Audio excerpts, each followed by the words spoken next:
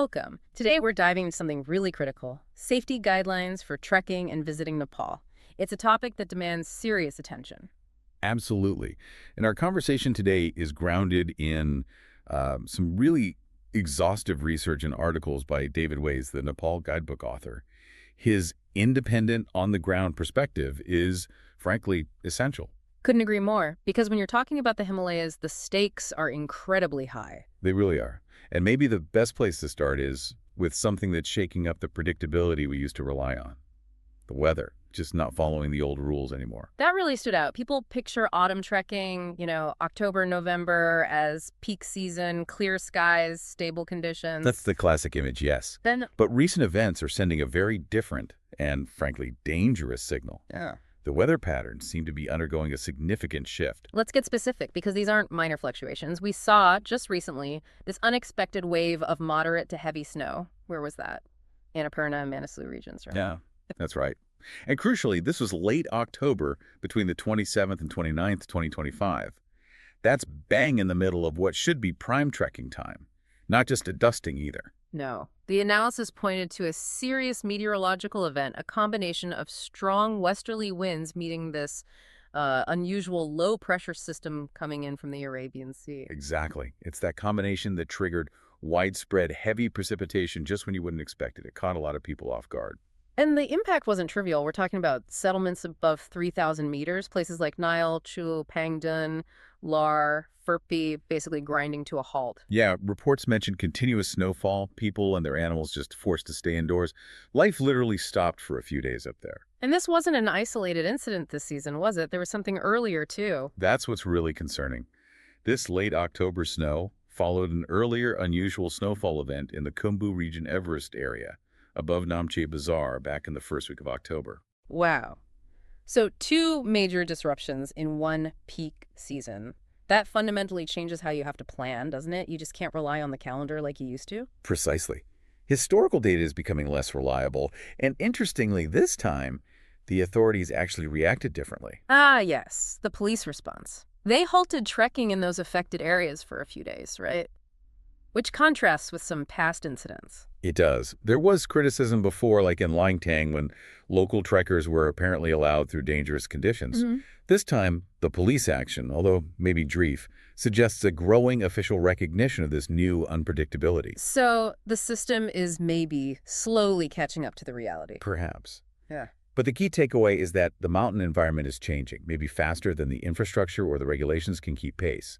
These aren't theoretical risks, they're real-world events, proving that safety now demands constant awareness, regardless of the season. It means we need to set aside the romantic notions for a bit and really focus on the practical caution needed, which brings us to the systems supposedly in place. Nepal trekking is often marketed as, safer than ever. We see new signs, talk of better trails, stricter park rules. But you're suggesting there's a bit of a gap between the brochure and the reality on the ground. There's definitely a reality gap. Yes, on paper, the infrastructure looks better in places. New signage on the Annapurna Circuit, for example. But the Himalayas are vast. They're inherently challenging. So the systems are theoretical, not always practical. Often, yes. Safety measures need consistent, diligent human oversight, and that's not always there. And while the Nepal Tourism Board might quote low incident rates, under 1% for the 500,000 trekkers, well, David Ways rightly questions that data.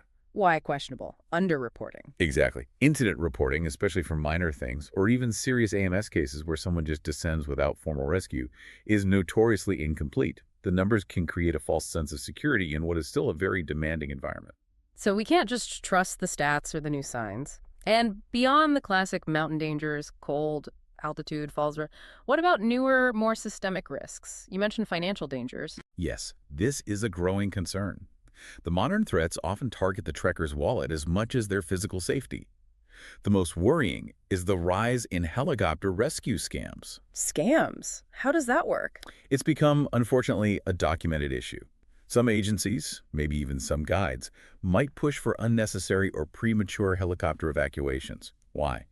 Because they can get kickbacks, a percentage of the massively inflated rescue cost that gets billed to your travel insurance. That's deeply disturbing. It turns a vital safety net into a potential profit motive. It creates a perverse incentive, absolutely. And this ties into the digital world, too. You see a flood of questionable online content, maybe fake AI videos showing perfect conditions, misleading articles, social media pages run by companies. Whose main goal is getting your booking, not giving you the unvarnished truth about safety. Precisely. Profit often comes before genuinely conservative safety advice. Which leads to a stark conclusion. Reddit. Safety ultimately starts and absolutely ends with you, the individual trekker. You have to take maximum responsibility, educate yourself thoroughly, vet every single piece of information, use independent resources like good guidebooks, and take control of your planning, your pace, your decisions on the trail. Assume nothing. Prepare for everything. That's the mindset you need. The mountains demand that level of respect and diligence. It's your first and best line of defense. Okay, let's drill down into the specific hazards trekkers face on the trails. There are 4 main ones we need to cover. First up, the big one, altitude sickness, AMS. Acute mountain sickness. Yes, this is the undisputed king of non-technical risks. It's the single biggest killer outside of trauma, like falls. And the scary part, it can hit anyone. Doesn't matter how fit you are back home. Anyone. And the stats are pretty sobering. Affects up to half of trekkers going above 3,500 meters. That's what the Himalayan Rescue Association data suggests, yes. And worryingly, severe cases seem to have risen, maybe 20% in recent years. Why the increase? Just more people or something else? A major factor seems to be speed. People are trying to compress itineraries, trying to do a trek that really needs 10 days and maybe 6 or 7. They ignore the body's absolute need for time to adjust. And they dismiss the early signs. Exactly. That nagging headache, feeling a bit nauseous, losing your appetite, unusual fatigue. People think, oh, I'm just tired or I didn't sleep well. Ignoring those early warnings is precisely what leads to fatalities. Because if AMS progresses, it becomes much more serious. What are the life-threatening conditions it can lead to? It can develop into high-altitude cerebral edema, HCE, which is fluid swelling in the brain, or high-altitude pulmonary edema, hazy fluid in lungs. Can you just quickly define what those mean in terms of symptoms? Sure. HCE manifests as severe confusion, loss of coordination like being drunk, stumbling, irrational behavior, eventually coma.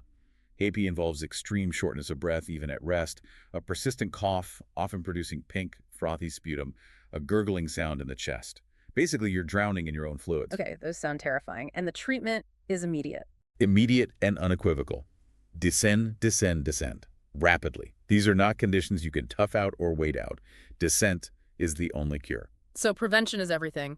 What's the absolute golden rule? Slow ascent. It's summed up as hike high, sleep low. But let's put numbers on it because this is critical. Once you climb above 3,000 meters, Yes. you must limit your sleeping elevation gain to between 300 and 500 meters per day. No exceptions. So even if you hike higher during the day, say up to 4,200 meters. If you slept at 3,500 the night before, you absolutely cannot sleep higher than 4,000 meters that next night. You have to come back down or stop lower. That takes discipline. It means building and rest days, doesn't it? Acclimatization days. Absolutely essential. Places like Manang on the Annapurna Circuit or Namche Bazaar on the Everest trek are classic acclimatization stops for a reason. And it's not just about sitting in the tea house drinking tea all day. No, definitely not. Active acclimatization is key. On those rest days, you should take a side hike climb maybe 500 meters higher, spend some time up there, then come back down to sleep at the same elevation as the previous night. It helps your body adapt more effectively. Right, gentle exposure. Now, beyond pacing, David Weiss mentioned some specific, maybe slightly controversial personal prevention tips. Hydration. Aggressive hydration, yes. Aiming for 4 to 5 liters of water per day, maybe even more depending on exertion and conditions. Dehydration makes you more susceptible to AMS. And monitoring technology, pulse oximeters. Very useful. A pulse oximeter measures your blood oxygen saturation. If it consistently drops below 85%, especially at rest, that's a major red flag. It's a signal to descend immediately, even if you feel relatively okay at that moment. Don't argue with the number. Okay, now the controversial one, caffeine and alcohol withdrawal before the trek. Why put yourself through that? It sounds counterintuitive, I know, but the logic is sound. Both caffeine withdrawal and dehydration, which alcohol definitely promotes, cause headaches. Right, and headache is the primary early symptom of AMS. Exactly. So if you arrive at altitude already nursing a headache from caffeine withdrawal or a hangover, how can you or your guide accurately tell if it's just that or if it's the start of potentially deadly AMS. You've introduced a confounding variable. Precisely. By getting the withdrawal out of the way weeks before you leave home, you eliminate that confusion. If a headache develops on the mountain, you can be much more certain it's altitude-related and needs to be taken seriously. It's about diagnostic clarity. That makes a lot of sense, actually. Okay, second major hazard, weather. We touched on this, the unpredictability. How do you gear up for sudden snowstorms or monsoon washouts? You basically have to prepare for 4 seasons in a day, especially in the shoulder seasons, spring and autumn. Sudden blizzards can dump huge amounts of snow very quickly, leading to whiteout conditions and a high risk of hypothermia. Temperatures on high passes can drop to -20°C or even lower with wind chill. And it's not just the cold and snow. Monsoon impacts, too. Yes, the monsoons seem to be getting heavier and lasting longer, leading to more landslides, trail washouts, rivers becoming uncrossable, and incredibly slippery conditions. Reports suggest incidents related to these have increased, maybe by 25% recently. So if the weather is so volatile and you can't trust standard weather apps on your phone, what do you rely on? Okay, first rule, do not rely solely on your phone app. Nepal has very few high-altitude weather stations feeding into those global models. The forecast for Pokhara or Kathmandu means almost nothing at 4,500 meters. So what's the alternative? Satellite imagery? Looking at satellite forecasts for large-scale cloud bands and wind patterns can give you a broader picture, yes. But the single best, most reliable day-to-day forecast comes from local knowledge. You make. Talk to your guide. Talk to the tea house owners. These people have lived their entire lives observing the local microclimates. They could read the signs, the cloud formations, the wind direction, how the peaks look with incredible accuracy for the next 12 to 24 hours. If they say, don't cross the pass tomorrow, you listen. Period. Local knowledge trumps technology. So packing becomes critical. Layers. Layers are key. High-quality, waterproof, and windproof outer shell. Good thermal base layers. Mid-layers like fleece. You need to be able to adjust constantly and always, always carry gear, assuming the worst could happen. Have enough warm clothing to survive an unexpected night out, even if you don't plan on it. And be prepared to change plans instantly if the weather turns mid-hike. Absolutely. If clouds start building rapidly, if snow begins to fall, you need to immediately assess, where's the nearest shelter? Is it safer to turn back? Don't push on into deteriorating conditions, hoping it will clear. That's how tragedies happen. Okay, hazard number 3. Navigation. Getting lost. It sounds unlikely on popular trails, but it happens. It happens more often than you'd think, even on well-trodden routes. Usually it's due to poor visibility, sudden fog rolling in, or fresh snow obscuring the path, or sometimes simple distraction. And people mistake minor trails for the main route. Exactly. They might follow a yak trail, used only for grazing, thinking it's the main path. Hours later, they're exhausted, potentially off-route, and maybe getting dark. On more remote treks like Manaslu, people have become properly lost, requiring multi-day searches. So if digital apps aren't always reliable here either, what's the solution? Back to basics? Back to basics. Carry physical maps. Good quality ones, like those in reliable guidebooks or the Himalayan Map House series. They force you to engage with the terrain, understand the topography. And why are apps sometimes dangerous? Outdated info? Often, yes. Landslides or floods can reroute trails completely, and the apps might not reflect that for months, if ever. Worse, David Weiss specifically warns that some apps still show known dangerous shortcuts, like a particular subroute on Mardi Himal, where fatalities have occurred.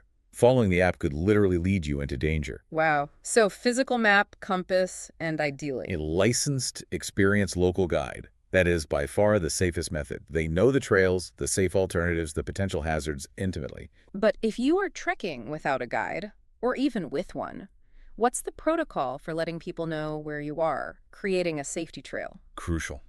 First, if you're unsure of the way, wait. Don't guess. Wait for another group or consult your map carefully. Second, always sign the guest books in tea houses or lodges. Write legibly. Include your intended destination for the next day and your nationality. Creates a paper trail. Exactly. And supplement that with digital communication where possible. Use WhatsApp or similar apps to share your itinerary and planned overnight stops with your contact person back home or your trekking agency before you leave. Send location updates when you have signal. And crucially, manage expectations about communication blackouts. Yes. You must tell your contacts which days you expect to be out of communication range. Large parts of most high-altitude treks have no signal. If you preemptively say, "I'll likely be out of touch Tuesday and Wednesday, expect a message Thursday evening," then your family will panic and trigger a false alarm if they don't hear from you for 48 hours. Okay, clear communication prevents unnecessary worry and resource drain. Final hazard, wildlife, bears, snow leopards. Scary stuff. Well, encounters with genuinely dangerous wild animals like Himalayan black bears or snow leopards are actually quite rare. Bears are more common in forested areas like Langtang, especially at dawn or dusk. Snow leopards are incredibly elusive, mostly found in remote parts of Solukhumbu and Dolpo. So the main risk isn't from the predators. No, the most immediate day-to-day physical risk on the trail comes from the large domestic or semi-domestic animals used for transport. Yaks, donkeys, and especially daiso. Daiso, those are the yak-cow hybrids, right? Big animals. Very big, very strong, often carrying bulky loads, and they tend to move in trains.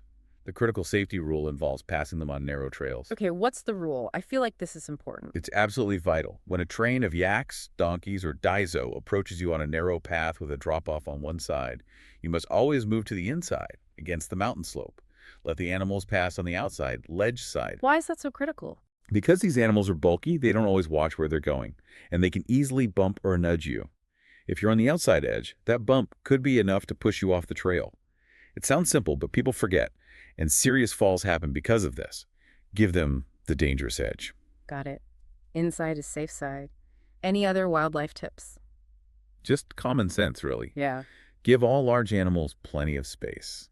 Avoid hiking alone through dense forests at dawn or dusk, prime bear activity time. And make noise talk, sing, clap, especially when going around blind corners. This alerts animals to your presence so you don't startle them. A startled yak can react unpredictably. Okay, makes sense. So we've covered the main hazards on the trail. Let's shift focus to preparation before the trail. You said safety starts months before flying to Kathmandu. Absolutely. The environmental hazards are one thing, but your personal preparedness is your foundation. We need to talk about fitness, gear, and route choice. Right. Fitness first. We hear conflicting things. Some say it's just walking. Others say you need to be an athlete. What's the reality? The reality is it's demanding. It might be walking, but it's often 6-8 hours a day after day, with significant ascents and descents carrying a pack at altitude where there's less oxygen. Lack of fitness is a major contributor to problems. How so? Just being tired. It's more than just tiredness. Exhaustion clouds your judgment. It makes you less likely to notice early AMS symptoms. It increases your risk of stumbles and falls. The HRA suggests lack of fitness plays a role in maybe 30% of their interventions. Being fit gives you a bigger buffer, physically and mentally. So what kind of training are we talking about? Hitting the gym? A combination. You need cardiovascular endurance, so running, cycling, swimming, or best of all, long hikes with hills. You need leg strength, squats, lunges, step-ups are great. And you need interval training to simulate those steep, breathless climbs. How far in advance should people start? Ideally, 3 to 6 months before your trek. Consistency is key. Build up gradually. And you mentioned something critical earlier, practicing with a weighted pack. Yes. This is so often overlooked. You absolutely must train by hiking for several hours at a time wearing a backpack loaded with roughly the weight you'll carry on the trek, maybe 7 kilograms or 15 pounds for a day pack. Why is that specific practice so important? Because it's not just your legs that get tired. Your shoulders, your neck, your lower back take a beating, especially on descents. If you haven't conditioned those areas to carry the load for hours, you'll be in agony and your posture will suffer, increasing injury risk. Train the whole system. Okay, fitness is non-negotiable. Let's talk gear. What are the common pitfalls?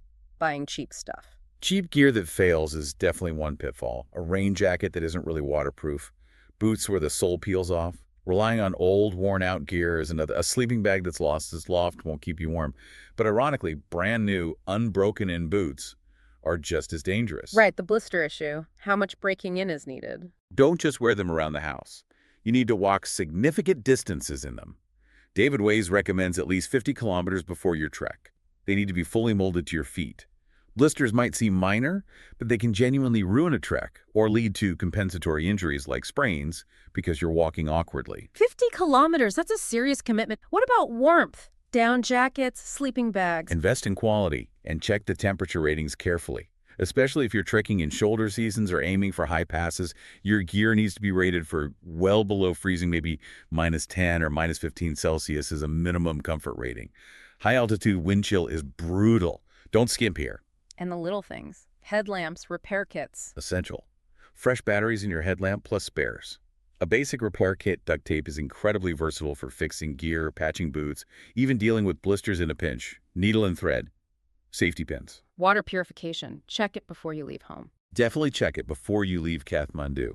Make sure your Sterapin battery is charged and the bulb works, or that your filter isn't clogged, or that your purification tablets haven't expired. Getting a waterborne illness high on the mountain is miserable and potentially very dangerous. Test your system. Okay, fitness sorted, gear checked. Now, choosing the right route. This seems crucial for safety, too. Absolutely. You have to be honest about your experience level and physical condition. Beginners shouldn't jump straight into Everest Base Camp or the 3 passes. So where should a beginner start to get a taste without the extreme risks? Low-altitude treks are perfect, something like the Poon Hill Trek near Pokhara or the Panchase Trek. They generally stay below 3,200 meters, which significantly reduces the risk of severe AMS. They offer amazing views, cultural experiences, but are much more forgiving. Great confidence builders. And for the experts eyeing the really tough routes, Dhaulagiri Circuit, 3 high passes. For those demanding remote technical treks, hiring an experienced licensed guide is not just recommended, it's essentially mandatory for safety. And you absolutely must build in contingency days, 3, 4, even 5 extra days budgeted into your itinerary. Why so many contingency days? For acclimatization, primarily. And for weather delays. You simply cannot rush those high passes. If a storm blows in, you need the flexibility to wait it out safely in a tea house or camp, not feel pressure to push on because your schedule is too tight. Which brings us back to guides. We know they're mandatory now in parks, but the vetting issue seems significant. You mentioned the TAN certification is just a 1-month course. That's the crux of the problem. Yes, TAN certification is the official requirement run by the Trekking Agencies Association of Nepal, but it's a relatively short, basic course. It covers fundamentals, but it doesn't guarantee deep, high-altitude experience, nuanced judgment in a crisis, or intimate knowledge of a specific remote region. So relying solely on that piece of paper is risky. It can be, yes, especially with newer guides. They might be enthusiastic, they want to please the client, maybe earn a good tip. And that won't lead them to potentially take risks an older, more seasoned guide wouldn't. Maybe pushing on into worsening weather, trekking too late in the day, or downplaying a client's early AMS symptoms instead of insisting on rest or descent. A truly experienced guide has the confidence and authority to say no when safety demands it. So the burden falls back on the trekker to vet beyond the certificate. How do you even do that? Ask for references. Asking for references is a start. Asking about their specific experience on your chosen route, how many times they've guided it, what they do in emergency scenarios. Looking for guides recommended by trusted, independent sources rather than just finding someone randomly on Facebook is crucial. It's about digging deeper than the basic qualification. It sounds like hiring the right guide is one of the most important safety decisions you make. It absolutely is. They are your primary safety net on the mountain. Okay, let's talk more about that safety net guides and emergency protocols. Since April 2023, guides are mandatory in protected areas, Annapurna, Everest regions, costs around $30–50 a day. You said this significantly reduces incidents. The data suggests a reduction of up to 70%, which is huge, and their value is multifaceted. It's not just navigation. They are constantly monitoring you for signs of altitude sickness or exhaustion, often spotting subtle signs you'd miss yourself. They have local knowledge, communication. Yes, they usually carry local communication devices, have networks with tea house owners for updates, and critically, they know how to initiate and coordinate an emergency evacuation if needed. Though, as we've discussed, that evacuation piece needs careful handling. Right, the scam potential. So when choosing an agency to hire a guide through, how do you avoid fly-by-night operators or unlicensed street guides? You need to verify several things. Is the agency properly registered as a trekking company in Nepal? Are they a member of TAN? You can check member lists online for Kathmandu and Pokhara-based agencies. And crucially, what about the staff welfare? Ask about insurance for their guides and porters. It's mandatory, but you should confirm. Ask about their policies on porter loads and welfare. Agencies that treat their staff well are generally more reputable and safety conscious overall. It's an ethical consideration that often correlates with operational safety. Good point. And communication clarity is key in a crisis. What level of English should trekkers realistically expect? It varies. A fully licensed trekking guide should speak good, functional English, enough for detailed conversations about health and safety. A porter guide, someone who carries some load but also guides, might have more broken English. A porter often has very little or no English. You need to ensure the person primarily responsible for your safety can communicate clearly with you, especially under stress. So clarify that up front with the agency. Okay, emergency protocols. Communication is a massive challenge up high. No mobile signal for large stretches. What's the backup? If you're going truly remote or perhaps trekking solo even on main routes, renting a satellite phone is a serious consideration. They cost around $10 a day plus call charges, but provide a lifeline. And for more standard routes, local SIMs. Yes, get a local SIM card in Kathmandu or Pokhara. NTC Nepal Telecom often has slightly better coverage in the Everest region. Ncell is sometimes better around Annapurna, but coverage is still patchy above certain altitudes. Don't expect constant connectivity. Which comes back to managing expectations with your contact person. Absolutely. That pre-agreed communication plan, including expected blackout periods, is vital. And the trigger point for serious concern shouldn't be immediate panic. What's a reasonable trigger? 24 hours overdue. 48. Generally, 48 hours past the expected contact time is a common trigger point to contact the trekking agency first. They have local networks and can often verify if someone is just delayed due to weather or a changed plan before escalating to a full-scale, expensive search and rescue. Okay, agency first, then escalate. Now, the financial safety net insurance, you said it's non-negotiable. Why? Just the cost. The cost is astronomical. A helicopter rescue from Everest Base Camp can easily be $5,000 to $10,000 USD, maybe more now with fuel prices. Without insurance that specifically covers high-altitude trekking and helicopter rescue, you'd likely have to guarantee payment up front. Imagine needing rescue and being grounded because you can't access $10,000 instantly. So it's a must-have. What's the single biggest mistake people make when buying it? Not checking the maximum altitude covered, this is critical. If you're trekking to EBC or crossing Thoronglo Pass, which are around 5,400, 5,600 meters, your policy must explicitly state it covers up to at least 6,000 meters. Many standard travel insurance policies have fine print capping coverage at 4,000 or 4,500 meters, making them useless for most serious Nepal treks. Read the fine print on altitude limits. Got it. And this ties back to the scam warning again, the over-reliance on helicopters. Yes, because the insurance payout is there, some less scrupulous operators might be incentivized to call for a helicopter for situations that don't strictly require it. Maybe severe AMS that could be managed by descending quickly with assistance.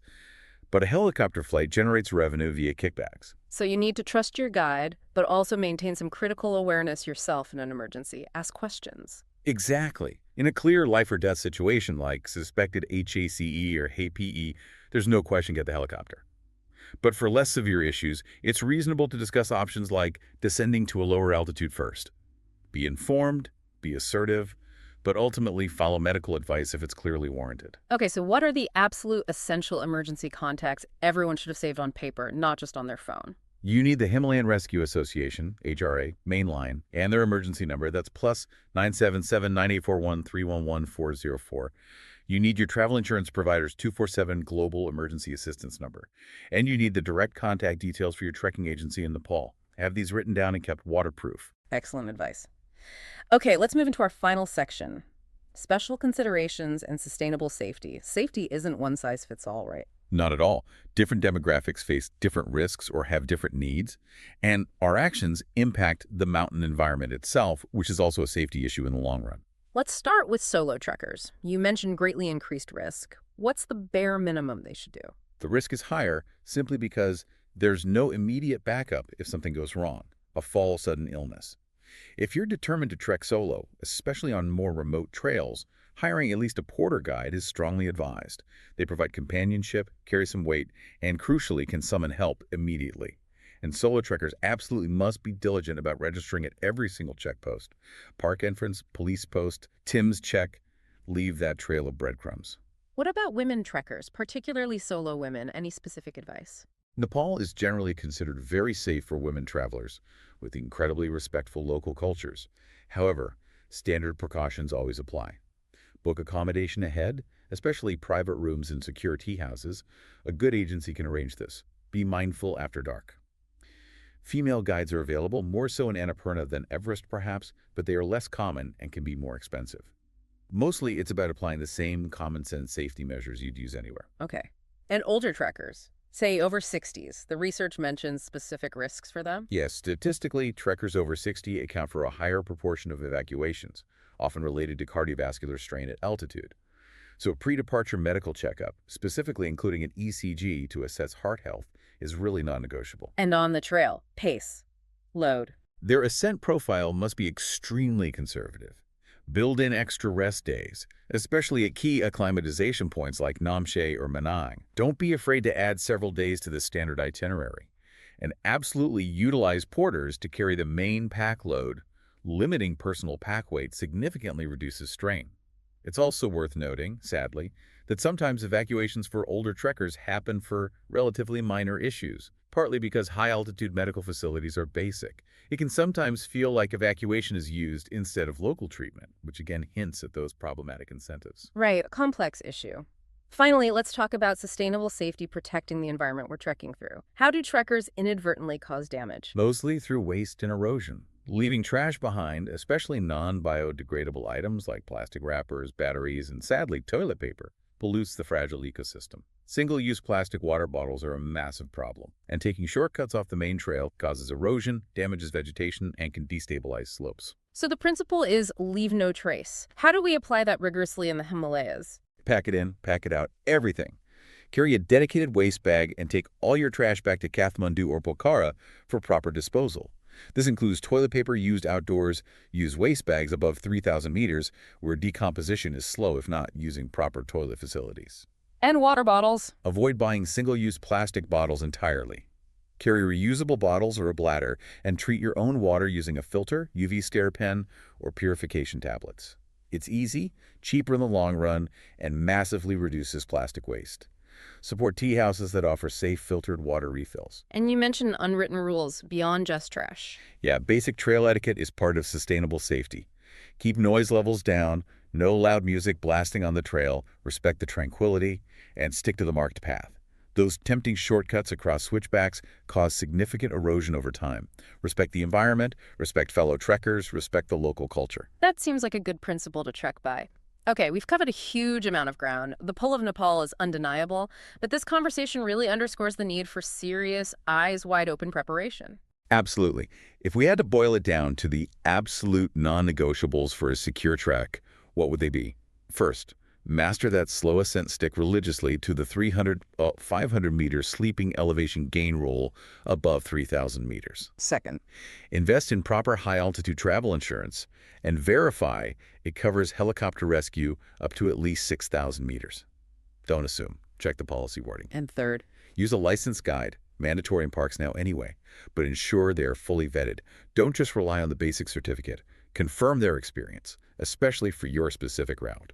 which brings us to a final thought for you, the listener, to ponder.